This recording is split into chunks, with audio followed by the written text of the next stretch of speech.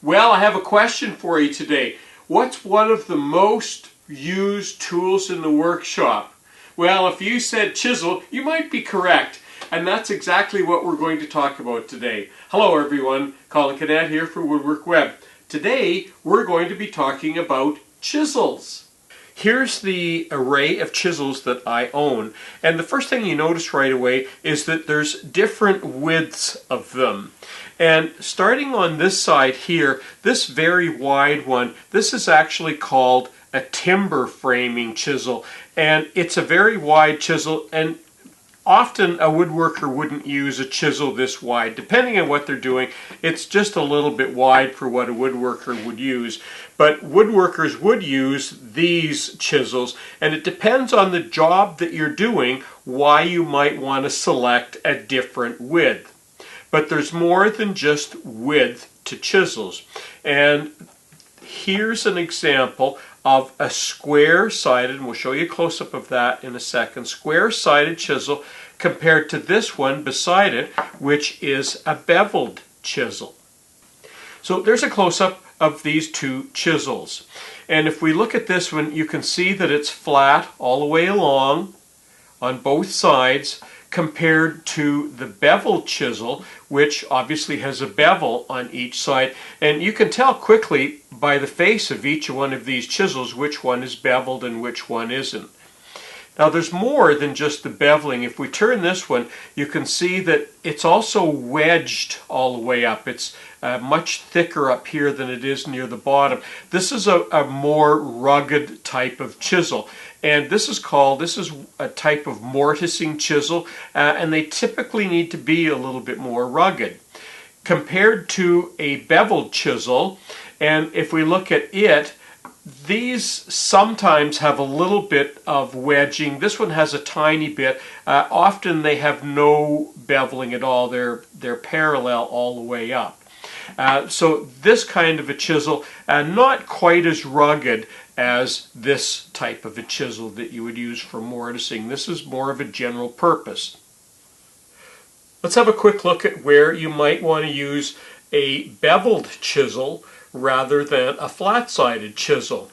And what I have here, I've just cut a dovetail, and I wanted to show you that you can tell a flat-sided chisel is obviously not going to be able to fit into the corners to do a cutting. If you needed to do some trimming, it's just not going to fit in there because it's flat-sided. Compared to a beveled chisel, which obviously is going to fit in there just perfectly because it gets right into the corners and can clean out anything that you might want to do. So there's an example of where a beveled chisel would be a better selection than a flat-sided chisel. Now, where you might want to use a mortising chisel is if you are in fact cutting mortises, and I've started to make some cuts here, and basically in a sort of, I guess, a traditional mortise, they would put that in the end and cut that down like that, and then keep moving along and cutting more and more each time and flicking out the last one and cutting deeper each time. And you can see my wood's driving down into the vise here because this isn't the best way of doing this. But that's sort of the traditional way, and that's why this is such a nice chisel for that, because it's nice and firm for doing that. Now you can do this same technique with beveled chisel, but you just need to be a little bit more cautious that you don't bend, because often they are a little bit slimmer. Now, the traditional way of making mortises these days is often to cut them with a Forstner bit or something like that, in which case you're just trimming up an already cut, and for that a bevel chisel works just as well as a mortise chisel. So there's kind of a quick overview of different kinds of chisels and what they're typically used for, and special purposes why you would select one over another. Next thing I want to talk about briefly is just how to use a chisel. And you know, a lot of this is just plain old common sense, but there's some things that you'll learn quickly when you use a chisel. One of the things a chisel will help you do very quickly is to start reading the grain of the wood. And it's particularly important when you read the grain of the wood for your jointer, for your planer, for your hand plane, and even for your chisel. And what we like to do, what we call in the industry, we chisel down, we prefer to chisel downhill. And what that means is we're running with the grain of the wood. When you chisel uphill, it means you're chiseling into the grain. And in this diagram, if this was a chisel, you can imagine that if we were chiseling this way, what's going to happen is when the chisel grabs some of this wood, it's very likely going to split. And if you've ever been cutting hinges, a rabbet for hinges, and you've dug something in and you've dug too much wood up, that's because you're chiseling uphill. So ideally what we want to do is chisel downhill, and you can see that when you are chiseling in this direction, you're just going to be skipping sort of the grain of the wood, which means you're going to be just sort of planing it off, and that way you get a much more controlled plane or chisel, so that you're not going to be gouging and chipping the wood and taking off more than you need.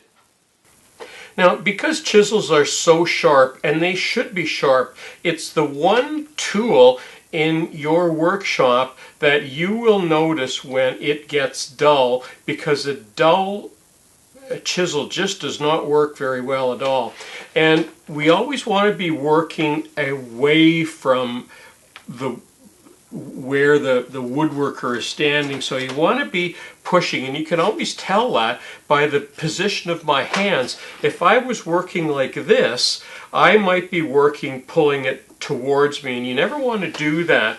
The other thing, you almost always want to be using two hands, and that's because you get a much better control by using two hands. And it also means if you're using two hands on the chisel, you're not going to be doing something like this and working the chisel, and you know what, if that slipped, that's going to run and gouge right into your hand. And I can't tell you how many woodworkers have had a chisel driven into their hand because they've been working like that. So always use two hands on the chisel, and that will avoid you getting cut by it.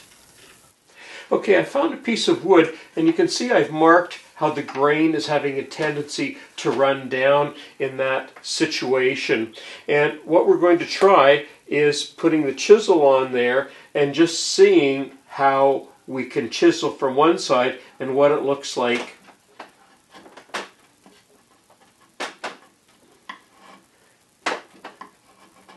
It's hard, and what you'll notice is that it's kind of crumbly when you are going into the grain, and it wants to dig down in.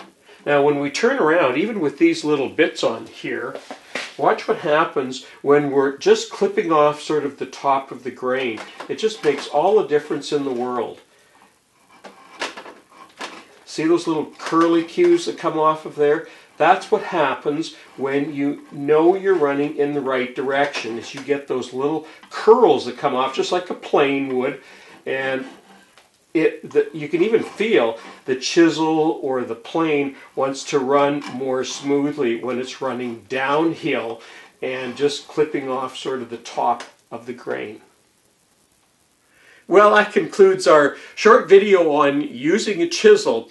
And just remember a couple things. Work safely with them. Make sure you never put yourself in a situation where you can get cut, because a chisel wants to be very sharp, and you want to make sure that they're sharp because they're easier to use, and it just makes your woodworking that much easier when you're working with sharp tools.